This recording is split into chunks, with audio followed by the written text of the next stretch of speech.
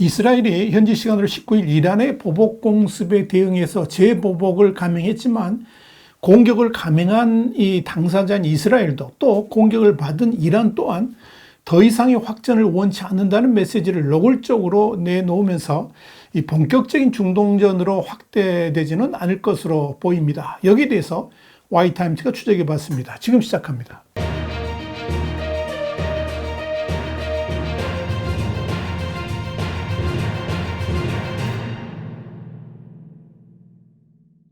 영국의 텔레그래프는 현지 시간으로 19일 이스라엘이 이란에 대한 보복 공습을 시작했으며 군사기지 근처에서 폭발이 일어났다는 소식이 전해졌지만 정작 이란 당국은 이번 폭발 자체가 이란의 방공 시스템이 활성화된 결과라고 주장하면서 이란에 대한 미사일 공격은 없었다라고 말했다. 이렇게 보도를 했습니다.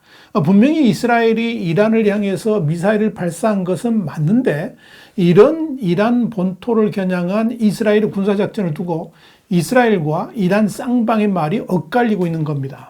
핵심은 이스라엘은 분명히 이란을 미사일로 공격했다라고 말하고 있지만 이란은 이렇다 할 공격을 받지 않았다는 취지로 국제사회에 설명하고 있다는 점입니다.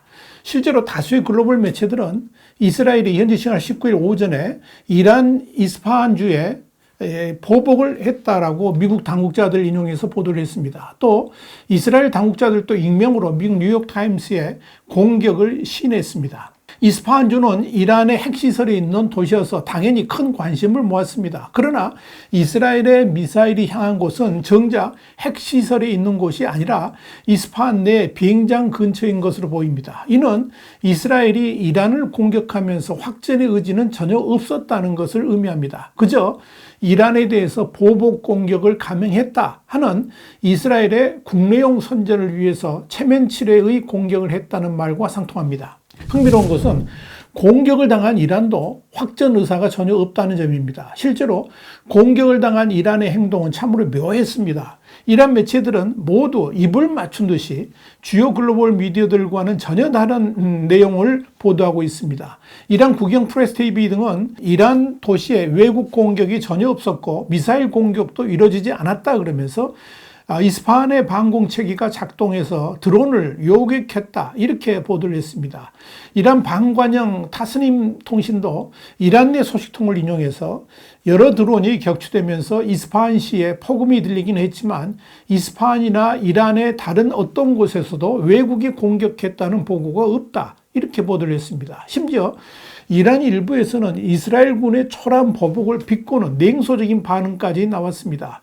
실제로 이란 우주국의 대변인 호세인 날리리아는 X 그러니까 트위터에 이스라엘이 보낸 드론은 겨우 3대라 그러면서 저 사람들은 우리가 자폭 드론과 미사일 500발을 쐈다라고 하면서 겨우 소형 드론 3대로 대응했는데 그것들도 모두 격추됐다. 이렇게 주장을 했습니다.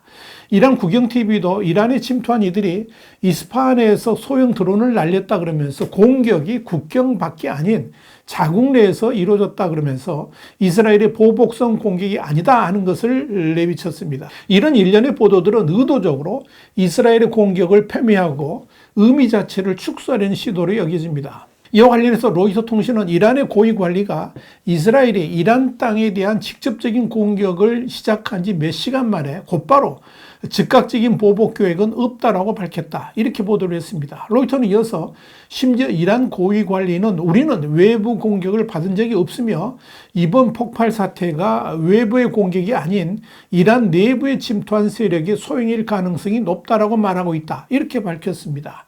이란이 이렇게 이스라엘의 공격에 대해서 아무 공격이 없었다는 식으로 대응하는 것은 보복의 악순환을 우려하는 이란 지도부의 경계심이 반영된 것이 아니냐 그런 분석이 나오는 것입니다. 이 시점에서 중요한 것은 정작 공격을 감행한 이스라엘의 태도도 분명치 않다는 점입니다. 이와 관련해서 워싱턴 포스트는 이번 공격이 이스라엘이 이란 영토를 공격할 수 있다는 신호를 이란에 알리기 위한 것이다. 그렇게 보도를 했습니다. 한마디로 언제든지 이란을 공격할 수 있다는 신호만 보낸 것이지 진정으로 이란을 공격해서 피해를 입히고 싶지는 않다는 뜻을 내보였다 하는 의미입니다. 여기에 대해서 이스라엘의 일간지 예디오스 아로노스는 이스라엘의 이번 공격이 이란 지도부가 참아낼 수 있고 새로운 긴장 악화를 자제할 수 있는 방식으로 이루어졌다 그러면서 누가 이번 공격을 단행했든지 간에 그 표적은 추가 교전을 회피하기 위해서 이란 혁명수비대의 공군시설로 설정된 것이다. 이렇게 지적을 했습니다. 이스라엘의 이란 공격에 대해서 미국의 태도는 분명합니다. 일단 이란 공격 직전에 이스라엘 국방장관이 미국의 국방장관에게 보복 공격을 통보하면서 중동의 불안정을 이야기하는 이란의 행위 등에 대해서 논의한 것으로 알려졌습니다. 조 바이든 대통령도 이란의 이스라엘 공격 직후인 지난 13일 베냐민 네타냐후 총리와 별도로 통화를 한 적이 있습니다. 여기에 대해서 인터넷 매체 악시오스는 바이든 대통령은 당시 미국은 이란에 대한 이스라엘의 어떤 반격도 반대하며 어떤 작전에도 참여하지 않고 지원하지 않겠다라고 말했다. 이렇게 보도를 했습니다. 또한 NBC 방송도 미국은 이스라엘의 이란 본토에 대한 공격을 지지하지 않았으며 이란에서 벌어진 이스라엘의 공격에 개입되지 않았음을 확인했다. 이렇게 전했습니다. 이런 미국의 태도는 이스라엘이 보복 대응에 나설 경우 중동에서의 전쟁이 확대될 가능성을 우려한 데 따른 것으로 보입니다. 이와 관련해서 한 군 소식통은 폭스뉴스에 이스라엘의 공격이 제한적이었다라고 전했습니다. 이런 일련의 보도 내용을 보면 이스라엘이 미국 측에 이란에 대한 보복 공격을 통보하면서 확전으로 가지 않을 수준의 공격만 감행할 것이다. 이렇게 미리 양해를 구한 것이 아닌가 이렇게 보입니다. 이스라엘이 이렇게 당초 대대적인 보복을 예고했던 대로 행하지를 않고 스스로 자제를 한 것은 일단 미국의 압박이 가장 컸고 내부 비둘기파들의 강경한 태도도 한몫한 것으로 보입니다. 이스라엘의 네타냐후 총리는 이란의 공격을 받은 직후에 대대적인 재보복을 경고했지만 우선 미국이 강력하게 반대 의사를 표명을 했고 서방의 동맹국들 역시 반대하고 나선 것이 큰 부담이 된 것으로 판단됩니다. 이런 상황에서 내부의 강경 여론이 들끓긴 했지만 비둘기파들은 이스라엘의 재보복 시에 이란과의 전면전 위험이 너무 큰 것으로 보고 재보복을 반대해 왔습니다. 사실 재보복은 이스라엘 국민들 대다수도 원치 않는 방향이었습니다. 미국 중앙정부 그러니까 CIA에 따르면 병력 규모는 이란군이 55만 명으로 이스라엘군 17만 3천 명보다 훨씬 많습니다. 그러나 이스라엘의 첨단 무기 수준과 미국 등 동맹국 지원도 고려를 해야 됩니다. 이런 중동의 두 강대국이 전면전을 벌이면 모두에게 큰 피해를 줄 수가 있을 것입니다. 이런 측면에서 네타냐후 총리는 고심을 거듭한 끝에 자존심도 살리면서 동시에 확전을 경계하는 기묘한 공격을 하게 된 것으로 보입니다.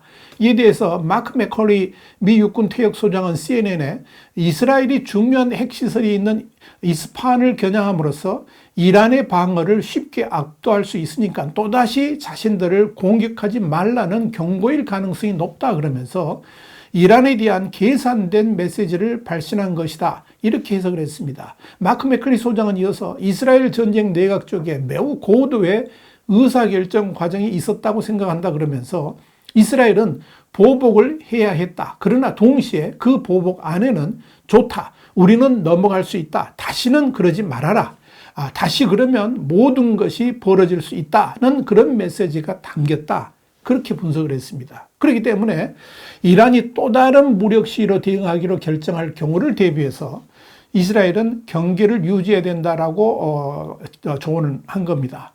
존 브레넌 전 CIA 국장도 향후 무력 충돌 전망에 대해서 이란 내에서 얼마나 큰 피해가 발생했는지에 따라서 많은 것이 달라질 것이다. 이렇게 미국 MBC 뉴스에 말을 했습니다. 존 브레넌 국장은 이어서 이스라엘의 공격을 받은 이스파한은 공군기지, 미사일 생산시설 등 목표물이 될 만한 것이 많은 곳이라 그러면서 CIA가 지금 하는 일은 정확한 피해를 확인하고 이란이 어떻게 반응할지 보는 것이다. 그렇게 설명했습니다.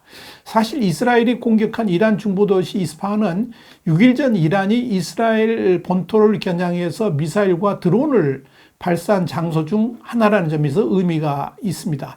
이는 이스라엘이 경고하기에는 딱 좋은 그런 목표 지점이라는 의미죠.